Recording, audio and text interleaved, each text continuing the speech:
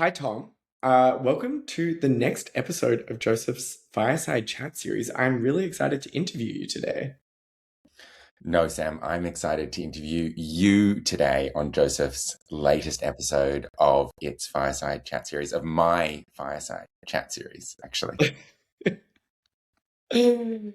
Well, maybe then we should interview each other to reflect on the year that was. If any of you watching haven't seen our Fireside Chat series this year, me and Tom take it in turns to interview brilliant people from around the world of legal tech and the law. But today we thought we'd do something a little different. It is the end of 2025, and it has been a turbulent year in the world, an extraordinary year at Joseph, really a turning point for us. And so we thought we'd do something a little different and share with you the journey that we've gone on this year. Tom, I don't know if you want to share some thoughts about 2025, what we've been through, what's happened at Joseph. Yeah, let's dive in, right? That's what we say at the start of all of these Fireside Chats. So let's dive in. I think 2025 has been a pretty transformative year for the company. Let's use that overused word right up the front. And I think it's been transformative for us, especially because we know who we work with and when they win. I think more than ever at Joseph, we know when we're talking to someone who wants to do the thing that we built Joseph to do. Mm-hmm. And we know when we're not as well. Yep. And that's a really different place for us to be at the end of the year. I think it's a different place from where we've been in years past.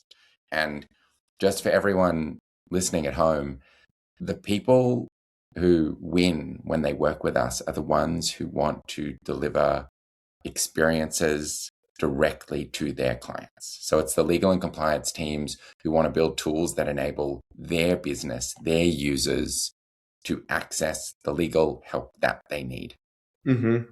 It used to Yep. be that we built, platforms and workbenches and all of these things that would enable lawyers to do things in their own day job that made them a little bit more efficient. And that worked, and it worked really well. But the thing that we kept getting excited about, that honestly, they kept getting excited about, was when they build something that one of their clients would use. Mm-hmm. And so doubling down on that, making that our focus, has totally changed the way we build product, the way we support customers, and this is the thing that I think you and I get most excited about, the impact we're having is just exponentially greater because we're working with the people who need the help. Yeah, and you're not tweaking at the edges. The way I think about it is you're not tweaking at the edges, you're totally transforming the way the work is delivered end to end. Mm-hmm. Totally. That's what excites us. It's also been our mission since day one, make legal services more accessible. Of course, you can do that a little bit if you make that existing workflow a little bit faster, a little bit better. But if you give the person who needs the help direct access to the solution, that is fully transformative. Mm. I think it's a really nice way of looking at the year. I think if I think about 2024, I think there was a bit of soul searching since the advent or this new age of AI for Joseph. We existed before that for many years, and AI came in and changed the whole game, right? Suddenly workflows that you were building on Joseph could be built in seconds. It was like completely changed the game. And so I think we did do a bit of soul searching there, right? When I look at the work that Lagora and Harvey are doing now with law firms, and I think they're incredible products. I saw Harvey recently at Stanford. Just like the way that it integrates with a lawyer's workflow is, I think, beautifully done.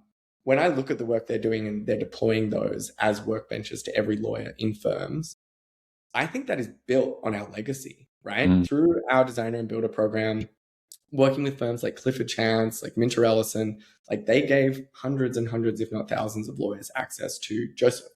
It was their automation workbench. And now these other firms are doing that through AI.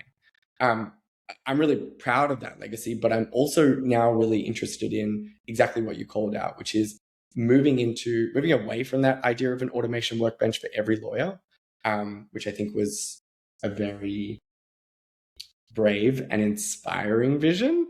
And I think it worked on so many levels, and I think it didn't work on other levels. And I suspect that the current wave of AI will come in, will run into some of those same issues. It was very 2020, you know? That's right. It was, we were like, this is all in jest, right? But it wasn't. And I think that we'll see with the Harveys and Lawyers, with this new technology, this transformational technology, they won't run into the same obstacles, some of the same obstacles that we did, but they will run into some others, particularly around change management and design, and lawyers not wanting to necessarily change the way they work.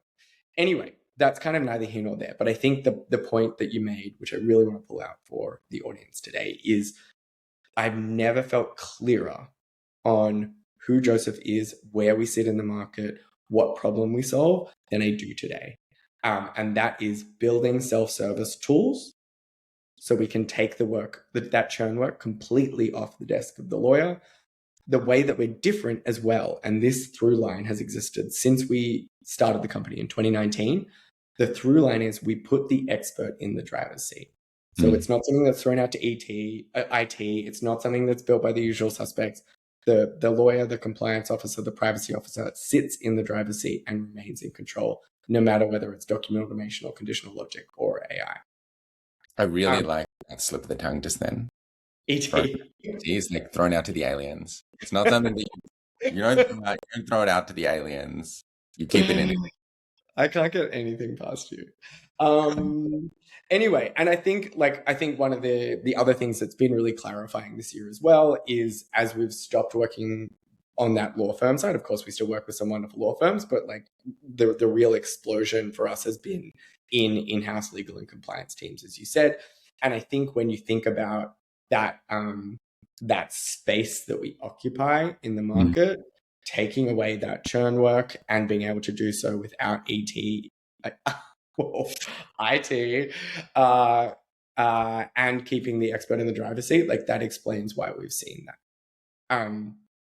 For me this year, like what that looks like, we've had a 540% increase in usage on our Q&A module, which is the one that's primarily used by in-house teams to take away those low-level queries. We've seen a 60% jump in revenue just from the middle of the year, just like a few months ago is what it feels like. It's been a real explosion, and I'm really proud with where we've landed. What about you? What are your other thoughts on the year? I think the other thing that stands out to me about this year is we've sort of had this this realization, this revelatory moment where we could see that what we were building for corporate legal and compliance teams and that focus on self-service and helping end users was also pretty perfectly designed for access to justice organizations.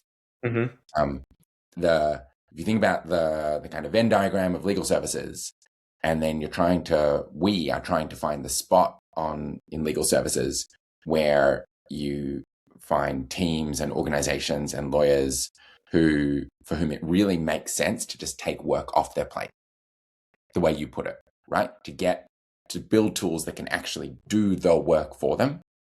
It's in organizations that are going to be capacity constrained, where they're trying to do more with less. I kind of hate that phrase, but it applies here. Where adding headcount is a really hard thing, because unlike in, say, a law firm where you add headcount to make more money, in a corporate legal team or an access to justice organization, adding headcount is hard because it's a cost. And so those teams want to build tools that enable their clients, their business users, their customers to do things for themselves, to self-serve. And so when we build our products, finding those customers that want to do essentially the same thing with our products, even if the value drivers might be different, is really important as we scale. And so one of the things that's most excited me is looking at some of the largest enterprises in the world using Josef Q to solve that FAQ problem, the churn work that they're doing, answering the same questions over and over again, asking for the same features that a small legal aid organization in a state in the US wants, because essentially they're trying to solve the same problem. They're just solving it about really different subject matter. And so... And with different tech stacks. Totally. But yeah, I think the unit economics are very similar, right? And the pressures are very similar. And when I think about, particularly looking at like the Q&A module and what I see in-house teams making the same mistake over and over again. I think people are starting to wisen up to it. But when you've been sitting in the queue with IT to build your RAG bot for 1, 2, up to 3 years, like you don't have those resources, right? And it's the same with these legal aid organizations that we're working with. They're not getting the attention to do the build, and they also need that vertical specific software that we solve for. Anyway, we could rant all day long about 2025, but I think Elliot, our wonderful marketing lead, has given us a list of questions to help focus us, because you should never give... How's that going? You should never give founders a microphone or a stage. So I'm going to read some of his questions so we can look at the top hits of 2025. Cool. Okay, first up is, what is our favorite feature of the year?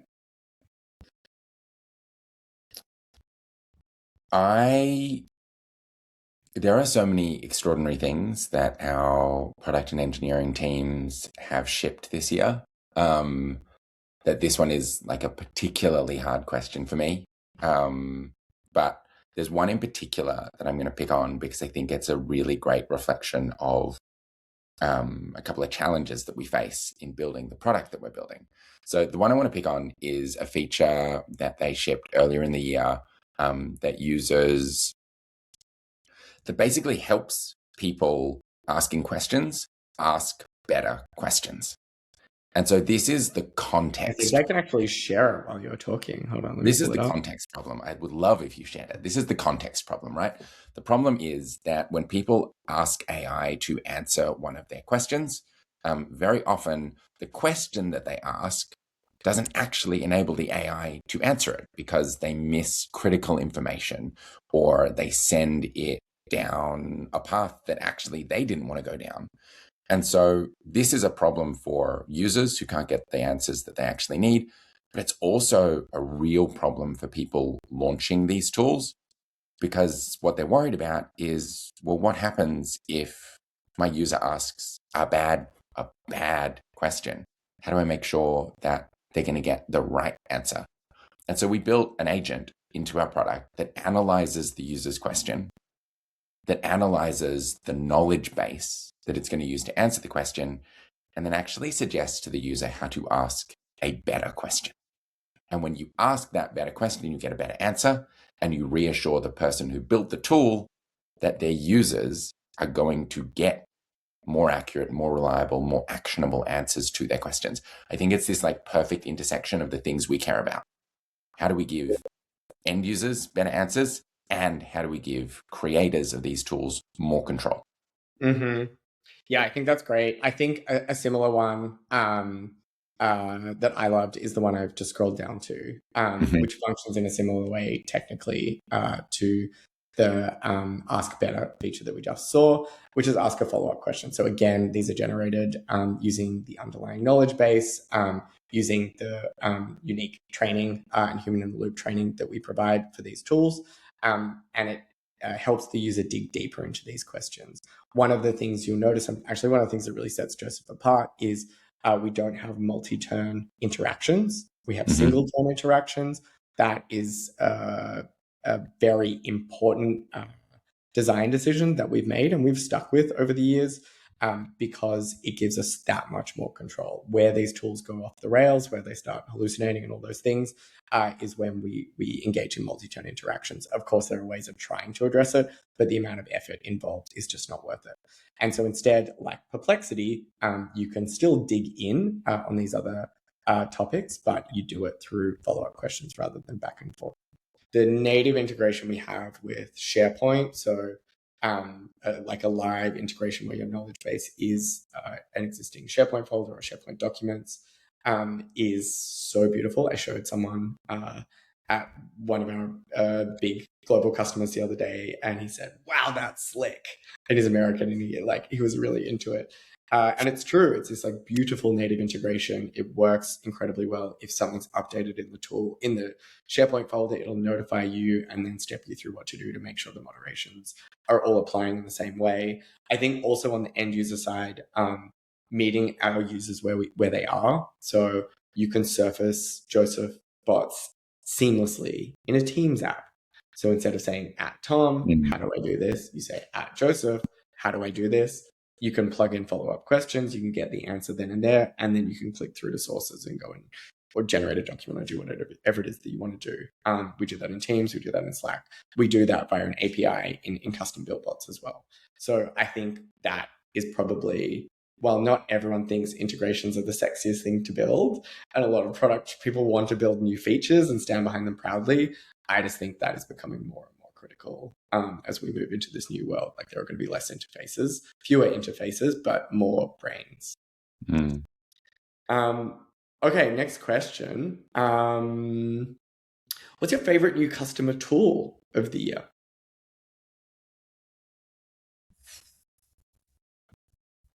This is such a good but hard question.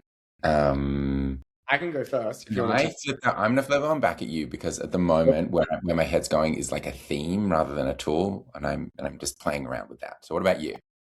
Themes are acceptable. Mine's going to be this a Q&A tool that's being built by Fluidra. So they are a big pool manufacturing company headquartered in Spain. They've got 5 to 10,000 employees globally. The reason why I love it, right, it's a Q&A tool. It sits in Teams. It draws on their knowledge base in SharePoint. Why I love it is they went out to buy a new platform earlier this year, and legal went out, and IT went out, and InfoSec went out, and all of them, and legal won. They won with Joseph. And now this is an enterprise-wide tool that is being used by 7 different teams globally to answer those questions. I think that change in dynamic from legal having to follow IT to legal now being a leader is something that I'm very proud of, not just for Joseph, but also for the legal ops team at Fluidra. But I think the scope and the ambition of that has been really exciting to be a part of. Cool.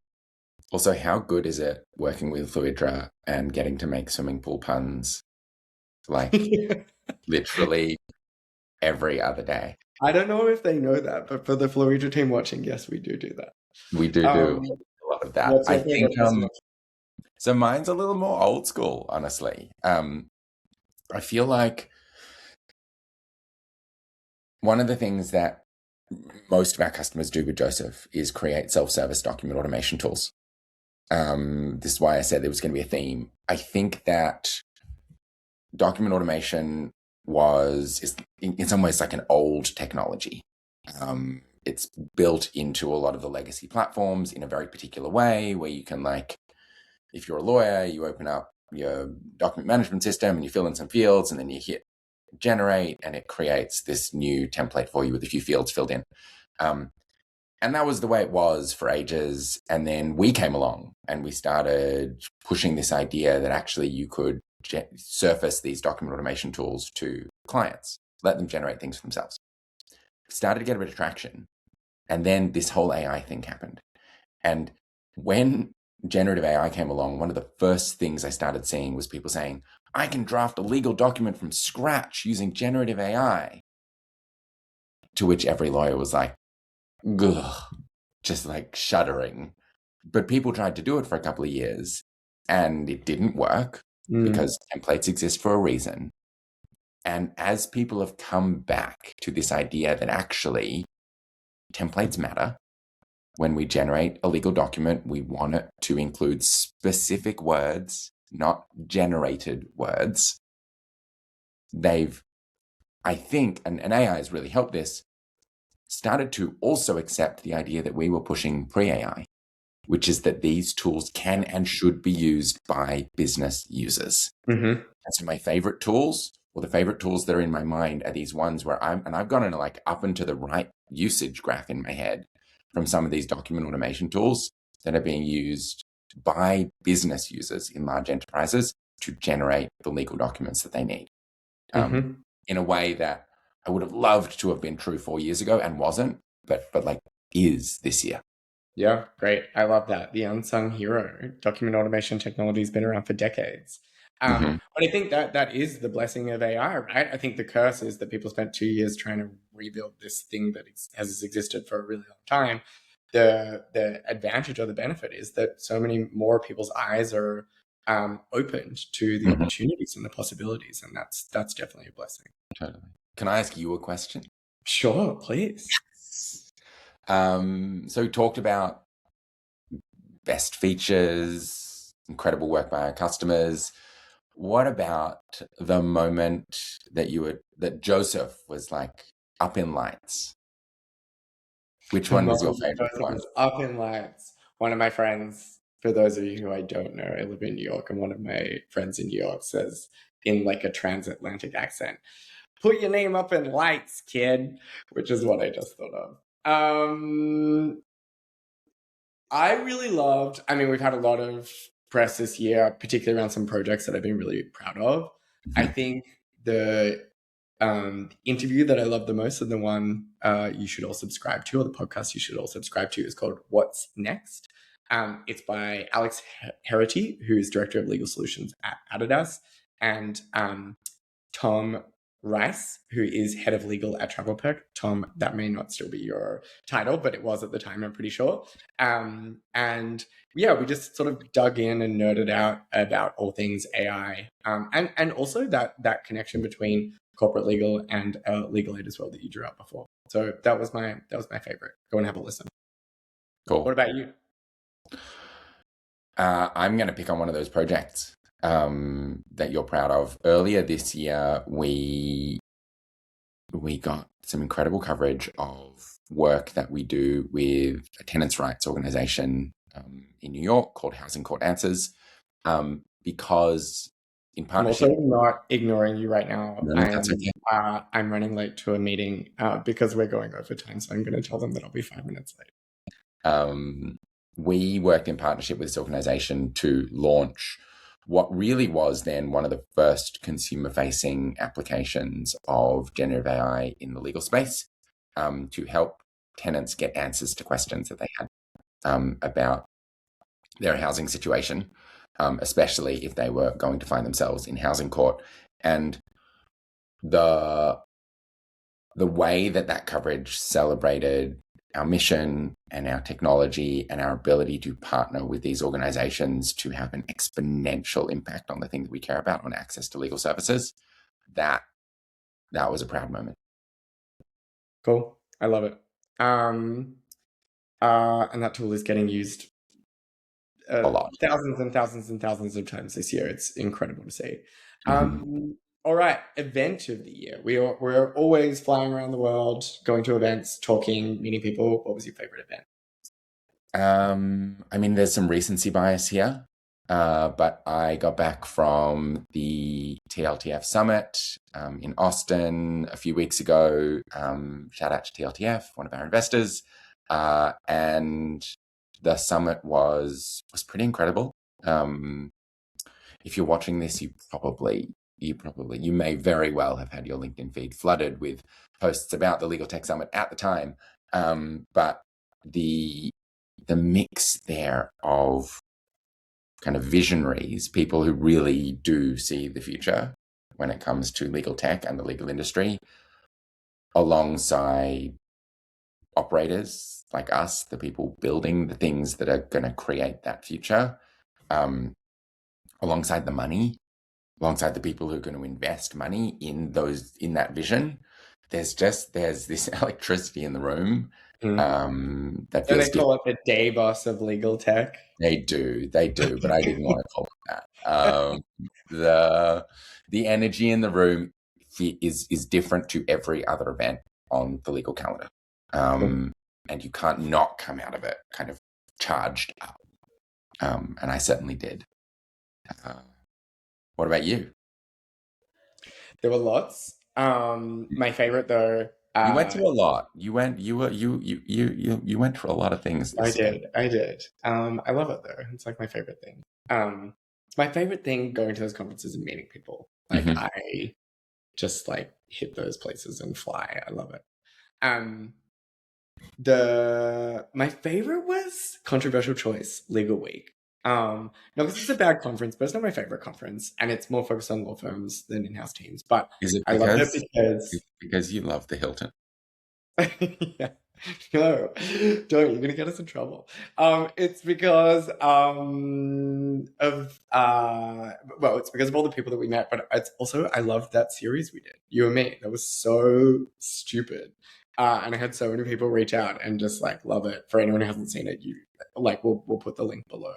But it was essentially a series of me and Tom having misadventures in New York City with um a fortune teller in the East Village and getting lost on the subway, and this hilarious day where we made our own sandwiches inside a bodega. But that was a real highlight for me, for sure. That was so much fun. It was so silly. You made me go to a real life fortune teller. I don't know if you remember. I did. I did. All right, we've got a few more.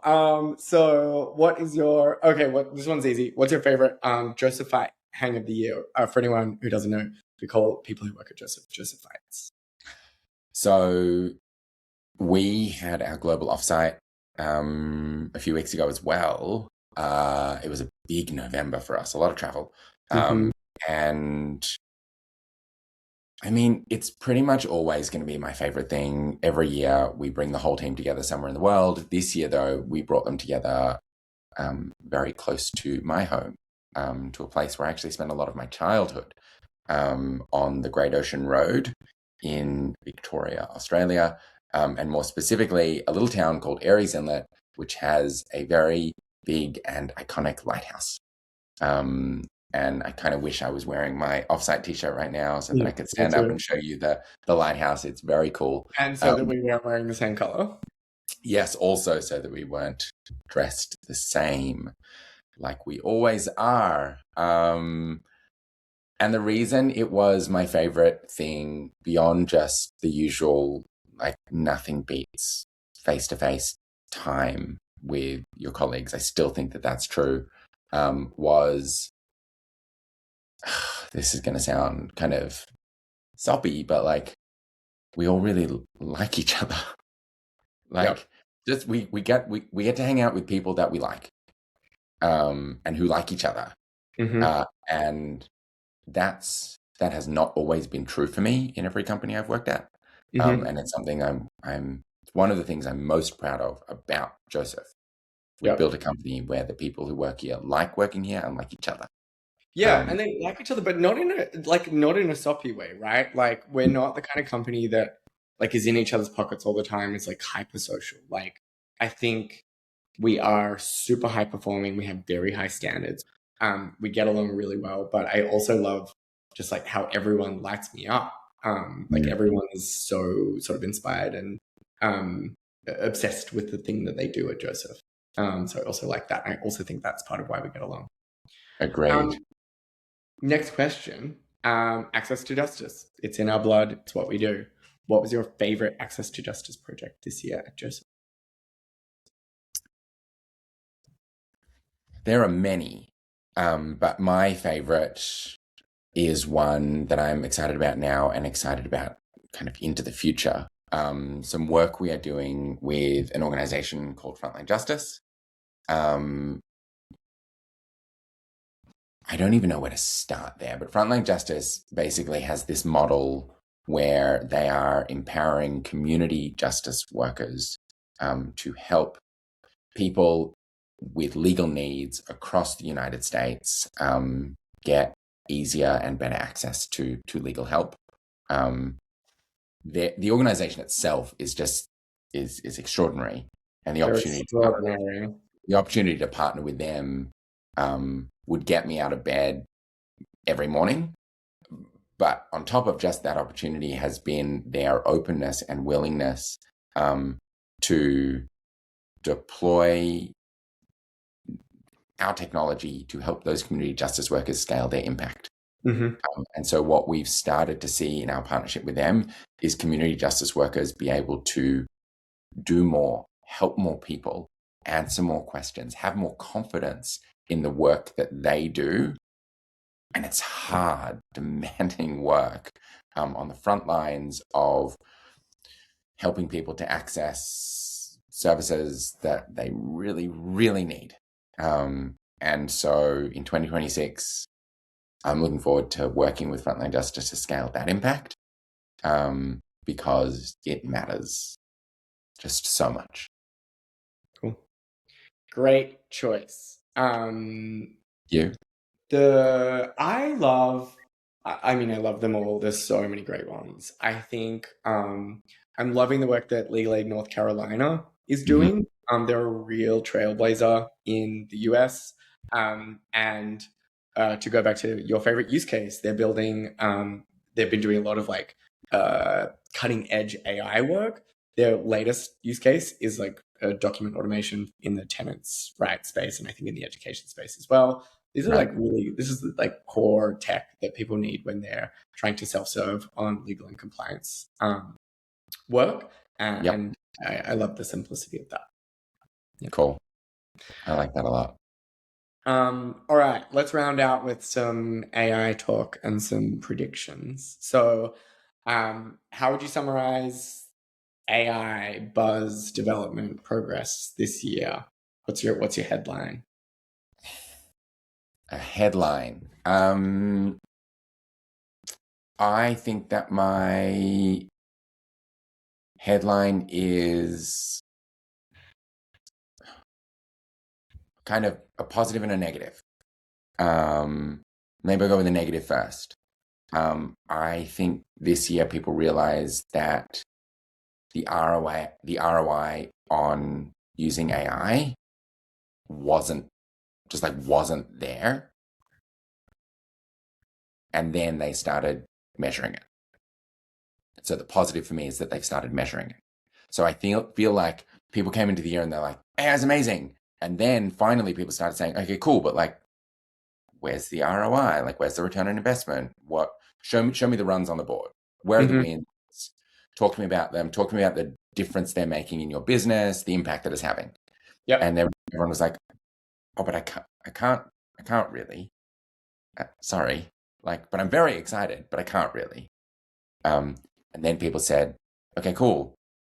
AI is great. We can all feel that it's great. We can feel that it is like totally changing the way we think about work, but also we're not really measuring it. We're not measuring it in a serious way. We're not measuring it in a serious way, I think. So let's start doing that.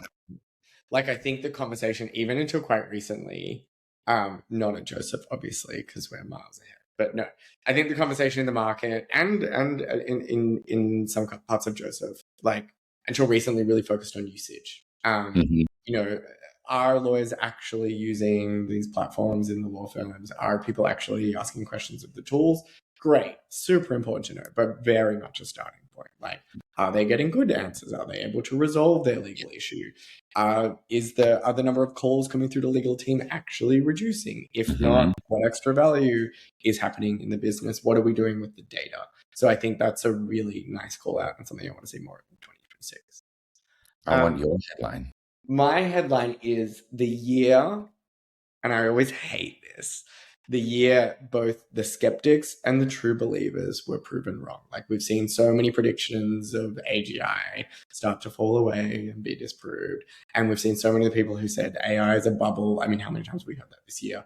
Again, disproved. I mean, there may be a financial bubble in there somewhere, but the value is real. So it's kind of a nonsense conversation. At least from where I'm sitting, because we just put our head down and do the work at Josef rather than engaging. I think it's the year that both of them were proved wrong.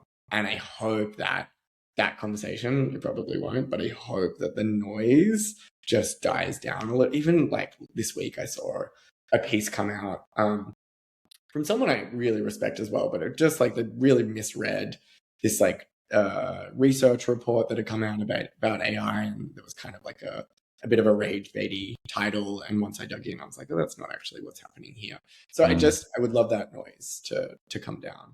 I've actually already morphed into our final question, which was, what do we hope for 2026? And that is my hope, that everyone just quietens down a bit, puts their head down and does the work, because there is so much good work to do. There is so much greenfields opportunity in our industry. And I really feel like Josef is just getting on with it, which I love. What about you? My wish for 2026. I think my wish for 2026 is, oh God, there are so many things that I want to happen in 2026. That's like such a hard question. You have to pick one. I know I have to pick one. My wish for Josef for 2026 is that more legal and compliance teams, and it's kind of on us actually. So like my wish is kind of interspersed with like something that I think we're responsible for. More legal and compliance teams realize what's possible now. Nice. You know, like I think that I look at the biggest, bestest customers that we're working with and the things that they are achieving today. And I've been talking to corporate legal and compliance teams for years now about their challenges. We are so deep in this. You too. We talk to them every single day, hundreds of them every single week, and helping them to see what's possible now, the change that they could make for their teams, for their businesses today. Succeeding at that is the thing that I want to do in 2026. I'm not saying they all have to come and buy Josef, although great, but like I am saying I want them to understand what is possible. Yeah, and come into the tent. I think that's a really good lesson. Like, you know, people are saying, oh, we're progressing so quickly. Now we're talking about ROI in a really sophisticated way. 90% of the market is still figuring out how to prompt ChatGPT, right? And I don't mean that as that's not pejoratively used. That's just where the market is. And they're suffering unnecessarily, doing all this unnecessary work. I think it's a great note to end on. Well, with that, Tom, what an extraordinary year. Thanks for coming on the journey with me, but more importantly, thanks for coming on Josef's Fireside Chat series to talk to me today. It was an absolute, I'm trying to think about what people generally say. I don't know what they say to you. To me, they say, thank you for the opportunity to come on your Fireside Chat series, Tom. And so I feel like that's probably how you should have ended this. But either way, wires crossed. Anyway, we'll see if we subject people to this. It was an amazing year. And I'm so glad to have shared it with you, with the whole Josef team, with all of our customers. And yeah, I really can't wait for the next one. I think there's so much fun stuff to do in 2026. Hell yeah. Agreed. Okay. Bye, everyone. Happy New Year. Bye-bye.